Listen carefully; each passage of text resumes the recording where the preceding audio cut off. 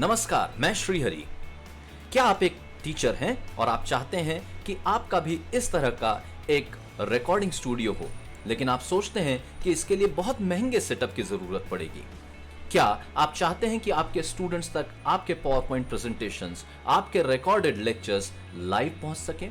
क्या आप चाहते हैं कि आपका भी एक यूट्यूब चैनल हो? क्या आप चाहते हैं कि आपके रिकॉर्डेड लेक्चर्स या आपके ऑनलाइन लेक्चर्स लाइव स्ट्रीम हो फेसबुक, ट्विच, ट्विटर और रीस्ट्रीम पर? लेकिन शायद आपको लगता होगा कि इन सब चीजों के लिए एक महंगे सॉफ्टवेयर की जरूरत होगी।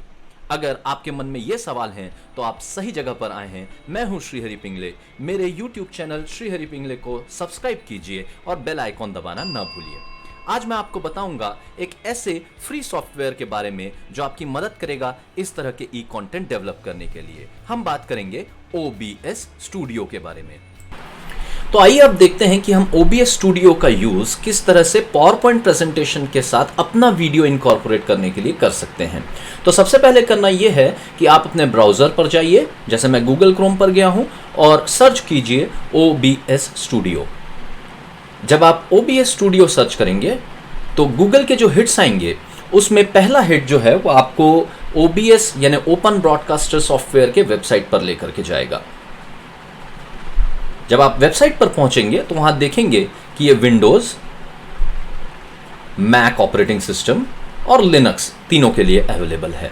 जहां तक विंडोज की बात है तो विंडोज 8 एंड अबव के लिए अवेलेबल है। इस वर्जन का नंबर है 25.0.8 जो अप्रैल महीने में रिलीज किया गया है। अगर आप विंडोज 7 या उससे नीचे का वर्जन यूज करते हैं तो आप OBS क्लासिक भी यूज कर सकते हैं।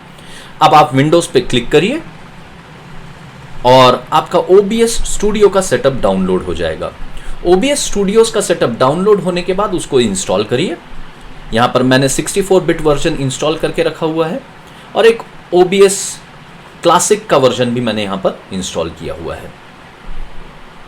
अब आप OBS स्टूडियो को ओपन कीजिए। ओपन करने के बाद आपको OBS स्टूडियो का इंटरफेस कुछ इस तरह से दिखाई देगा। अब आप यहां पर देखेंगे कि सामान्य रूप से जो हमें मेन्यूज दिखाई देते हैं वो मेन्यूज यहां पर दिखाई देंगे। ज्यादातर मेन्यूज से अभी आपको कोई भी सरोकार नहीं रखना है। फाइल पे क्लिक करिए और जब आप फाइल पर क्लिक करेंगे तो उसके बाद आपको सेटिंग्स में जाना है। तो चलिए हम चलते हैं सेटिंग्स में। सेटिंग्स में जाने के बाद यहां पर जनरल में आपको कुछ सेटिंग्स नजर आ रही हैं, इनसे कोई छेड़छाड़ नहीं करनी है। फिर आप स्ट्रीम में जा रहे हैं। ये सेटिंग्स आपके काम आती हैं जब आप चाहते हैं कि आपके लेक्चर्स या वीडियोस जो हैं वो लाइव स्ट्रीम हो। जैसे मैंने बताया था आपको शुरुआत में कि बहुत सारे सोशल प्लेटफॉर्म चैनल्स हैं, ट्विच है, फेसबुक है या यूट्यूब है या ट्विटर है। तो आप जिस किसी भी सोशल प्लेटफॉर्म पर लाइव स्ट्रीम करना चाहते हैं उस सोशल मीडिया प्लेटफॉर्म को यहाँ पर चुनिए। जैसा कि मैं यहाँ पर अभी यूट्यूब को सर्च कर रहा हूँ, तो आप सर्च करते हुए YouTube पर पहुंचिए और YouTube ऑप्शन सिलेक्ट कीजिए। YouTube ऑप्शन सिलेक्ट करने के बाद दूसरा जो इसमें ड्रॉप डाउन मेन्यू दिया है उससे भी आपको छेड़ने की जरूरत नहीं है, लेकिन अब आपसे एक स्ट्रीम की मांगी जाएगी। ये स्पेसिफिक टू आपके YouTube अकाउंट है। तो कैसे मिले ये स्ट्रीम की? इसके लिए आप गेट स्ट्रीम की पर क्लिक कीजिए। जब आप गेट स्ट्रीम की पर क्लिक करेंगे तो ये आपको लेकर के जाएगी ब्राउजर में, जहां से आप आपके YouTube चैनल के लाइव डैशबोर्ड पर पहुंचेंगे। अब ये लाइव डैशबोर्ड आपको कुछ इस तरीके से दिखाई देगा। ये मेरे YouTube चैनल का लाइव डैशबोर्ड है। इसको जब आप स्क्रॉल करेंगे तो नीचे जाएंगे और आप देख पाएंगे कि जहां पर एनकोडर सेटअप है नीचे, वहां पर हिडन स्ट्रीम की अवेलेबल है। अब इस हिडन स्ट्रीम की को रिवील कीजिए। रिवील करने के बाद कॉपी कीजिए और कॉपी करने के बाद वापस OBS स्टूडियो पर जाइए और OBS स्टूडियो में जाने के बाद एक बार फिर से फाइल, सेटिंग्स, स्ट्रीम और स्ट्रीम की यहां पर पेस्ट कर दीजिए और पेस्ट करने के बाद ओके क्लिक करिए। अब तीसरी चीज आपको जो करनी है वो हॉट कीज इनेबल करनी है। अब ये हॉट कीज क्यों इनेबल करनी है कि कई बार आप चाहते हैं कि आप माउस यूज ना करें, सिर्फ कीबोर्ड्स पे बटन दबा करके रिकॉर्डिंग शुरू कर सकें। आप बार बार नहीं चाहते कि माउस से स्टार्ट रिकॉर्डिंग स्टॉप रिकॉर्डिंग करें, तो ऐसी कीज़ हमें असाइन करनी है जो याद रह सकें। तो अगर आप स्ट्रीम करना चाहते हैं यूट्यूब पर, तो यहाँ पर मैंने असाइन किया हुआ है Alt+Y की असाइन कर रखी है। उसी तरह अगर आप चाहते हैं कि स्ट्रीमिंग बंद की जाए तो Alt+T की मैंने असाइन करके रखी है। तो Y और T यूट्यूब से एसोसिएट कर रखे हैं मैंने। कंट्रोल की जानबूझ के मैं यूज़ नहीं कर रहा हूँ, क्योंकि कंट्रोल की से जुड़े हुए और भी बहुत सारे शॉर्टकट्स यूज़ करते हैं। इसी तरह अगर स्टार्ट करना है मुझे रिकॉर्डिंग, तो Alt+S यूज़ किया हुआ है। रिकॉर्डिंग बंद करने के लिए Alt+E यूज़ किया है, S for start, E for and. Recording pause करने के लिए Alt+Pause, Alt+P, और रिकॉर्डिंग अनपॉज करने के लिए Alt+U। ये सारी कीज़ मैंने असाइन कर रखी हैं। इसके बाद ओके क्लिक कीजिए और अब आप तैयार हैं एक्चुअल रिकॉर्डिंग के लिए। आप बाएं हाथ पर देखेंगे कि बाय डिफ़ॉल्ट सीन 1 दिया हुआ है। अभी यहाँ पर आपको कुछ ज़्यादा करने की ज़रूरत नहीं है। मेरे अगले कुछ वीडियो में मैं बताऊँगा कि अलग अलग सीन्स कैसे तैयार कर सकते हैं और उन सीन्स को किस तरह से ट्रांजिशन के माध्यम से जोड़ सकते हैं। लेकिन अब उसके बाजू में आप देखेंगे तो यहाँ पर सोर्स नज़र आएंगे। यहाँ पर काफ़ी सारे सोर्स हैं जो आप चुन सकते हैं। उदाहरण के तौर पर ऑडियो इनपुट है, ऑडियो आउटपुट है, और काफ़ी सारे यहाँ पर सोर्सेज दिए हुए हैं। आप कलर स्कीम डिसाइड कर सकते हैं, आप अपने डेस्कटॉप का स्क्रीन कैप्चर कर सकते हैं जिसको डिस्प्ले कैप्चर कहा गया है यहाँ पर।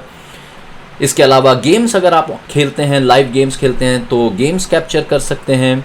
साथ ही साथ इमेजेस, इमेज स्लाइड शो, एक घड़ी भी डाल सकते हैं यहाँ पर। उसके साथ वीडियो, आपका लाइव वीडियो यहाँ पर कैप्चर कर सकते हैं, विंडोज़ कैप्चर कर सकते हैं। तो काफ़ी सारी चीज़ें हैं जो यहाँ पर की जा सकती हैं। लेकिन आज मैं सिर्फ आपको दिखाऊंगा कि किस तरह से डिस्प्ले कैप्चर से हम पावर पॉइंट प्रेजेंटेशन और वीडियो कैप्चर से हमारी बोलती हुई तस्वीर यहाँ पर हम एक ही समय में रिकॉर्ड कर सकेंगे, जिसकी वजह से एक बहुत ही शानदार इंटरैक्टिव लेक्चर हम यहाँ पर बना पाएंगे। तो आइए देखते हैं सबसे पहले वीडियो कैप्चर किस तरह से किया जाए। तो वीडियो कैप्चर पर क्लिक कीजिए। वापस कोई छेड़छाड़ करने की ज़रूरत नहीं है, ओके पे क्लिक कीजिए। और जब इस तरह से आप करते हैं तो आपका वेबकैम ऑटोमेटिकली डिटेक्ट होता है और लैपटॉप में आपको यहाँ पर आपका वीडियो नज़र आने लगता है। फिर एक बार बाकी कुछ ना करते हुए आप ओके पे क्लिक कीजिए। किसी भी सेटिंग से छेड़छाड़ करने की ज़रूरत नहीं है। अब आपका वीडियो आ गया है। ये वो एरिया है जहां पर आपके पावर पॉइंट प्रेजेंटेशन या आपके वीडियो जो कुछ भी आप रिकॉर्ड करेंगे वो फाइनल रिकॉर्डिंग में जाने वाला है। इस वीडियो को आप ड्रैग कर सकते हैं और ड्रैग करने के साथ ही आप इसका साइज़ कम ज़्यादा कर सकते हैं। इसको आप स्क्रीन के कौन सी भाग में चाहते हैं वहाँ पर ले जा सकते हैं आप इस वीडियो को। अब इस वीडियो के साथ हम चाहते हैं कि हम एक पावर पॉइंट प्रेजेंटेशन देखें। आपके पास पहले से आपका पावर पॉइंट प्रेजेंटेशन तैयार होना चाहिए। ये पावर पॉइंट प्रेजेंटेशन जिस वक्त चलेगा तो आप उस वीडियो के माध्यम से उस पावर पॉइंट प्रेजेंटेशन को नरेट करेंगे, तब आपका पावर पॉइंट प्रेजेंटेशन और वीडियो दोनों एक साथ रिकॉर्ड होंगे। तो अब हम डिवाइस कैप्चर पे क्लिक करते हैं, ओके करने के बाद अब आपकी स्क्रीन जो है वो पूरी तरह से कैप्चर हो रही है इस OBS स्टूडियो के माध्यम से। इसको हम रीसाइज करने की कोशिश करेंगे। जैसा थोड़ी देर पहले हमने देखा कि हमने वीडियो को रीसाइज किया था, तो हम इसका एक कोना पकड़ते हैं और एक कोना पकड़ने के बाद हम इसको इस तरह से रीसाइज करते हैं कि हमारा वीडियो भी दिखे और साथ में जो कुछ स्क्रीन कैप्चर होने वाली है वो कैप्चर हुई स्क्रीन भी यहाँ पर दिखे। साइड बाय साइड हमने दोनों ही चीज़ों को, यानी डिस्प्ले स्क्रीन को और हमारे वीडियो को अलाइन कर दिया है। अब हम मिनिमाइज करते हैं OBS को और जाकर के अपनी पावर पॉइंट प्रेजेंटेशन ओपन करते हैं। अब मैं power point presentation, sample power point presentation आपके लिए यहाँ पर ओपन कर रहा हूँ। जब पावर पॉइंट प्रेजेंटेशन ओपन हो जाएगा तो आप एक बार चेक कर लें कि आपकी पावर पॉइंट प्रेजेंटेशन, उसकी कलर स्कीम्स वो सही तरीके से रन हो रहा है, उसके एनिमेशन सब सही तरीके से काम कर रहे हैं। और अगर आप देखते हैं कि ये सब कुछ सही तरीके से काम कर रहा है तो फुल स्क्रीन पर इस पावर पॉइंट प्रेजेंटेशन को ले जाइए।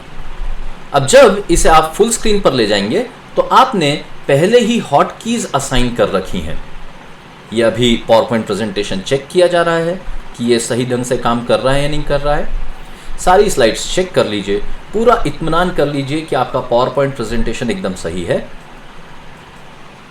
एक बार फिर से याद दिला दे रहा हूँ कि आपने OBS स्टूडियो में रिकॉर्ड करने के लिए हॉट कीज दे रखी हैं। तो आइए फिर से एक बार देख लेते हैं हमने कौन सी हॉट कीज असाइन की थी।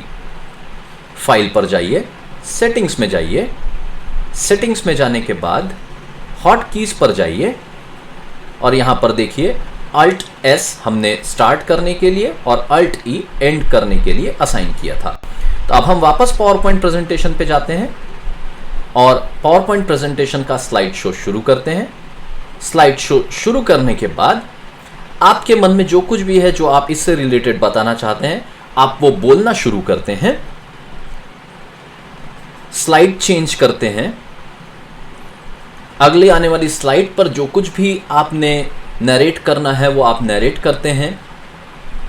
आगे आने वाली स्लाइड्स में भी आप अपने स्टूडेंट्स के लिए या आप अपने ऑडियंस के लिए जो चीज़ें हैं वो बोलते हैं। पावर पॉइंट प्रेजेंटेशन ख़त्म होता है और आप Alt E की दबा करके अपना रिकॉर्डिंग बंद करते हैं। याद रखिए आपने Alt S की दबा करके ये रिकॉर्डिंग शुरू किया था। अब यहाँ पर आप देखते हैं कि रिकॉर्डिंग बंद हो चुका है। अब आपने जो डेस्टिनेशन फोल्डर दिया है, जैसे कि मैंने वीडियोस नाम का फोल्डर यहाँ पर डेस्टिनेशन के लिए दिया था, वहाँ जाकर के चेक करते हैं आपकी रिकॉर्डिंग पड़ी हुई है।